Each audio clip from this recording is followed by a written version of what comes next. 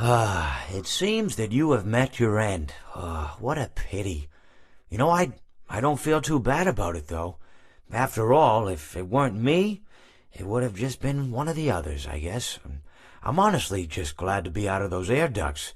It's not easy for a hippopotamus to fit up there, and not easy to get down either, and not as young as I used to be, as you can see. I used to be able to do all sorts of things. You're young, you're vibrant, you have that sort of pep in your step. It reminds me of a conversation I was having with one of my good friends, Orville. We were having a nice picnic one day. I believe it was summer. No, perhaps it was... Was it the fall? Yes. It was the fall because the leaves had turned already. But I said to Orville, I says, Orville, I have a story to tell you. And Orville looked at me, kind of odd and said, well, what's it about? I said to him, not every story has to be about something, Orville.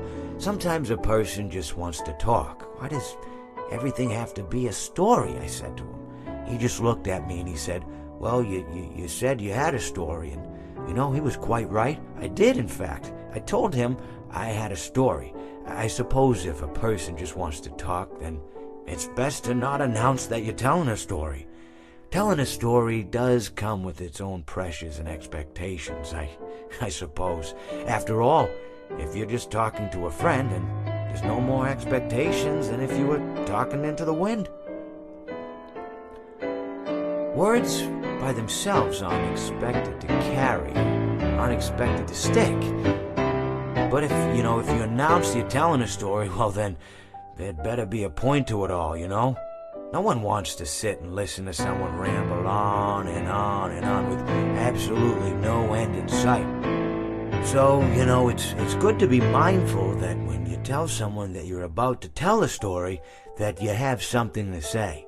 Telling someone that you're going to tell them a story is tantamount to asking them to stop what they're doing and pay attention. You're basically saying, hey buddy, stop everything, stop what you're thinking, I have a solution to everything. And well, I didn't really have any story to tell. In hindsight, I probably just misspoke when I said that I had a story. I think it would have just been better to tell Orville that I wanted to tell him something rather than tell him that I had a story. But even then, it might have put too much importance on the whole thing. Either way, it was quite a nice day. I remember that we were drinking tea.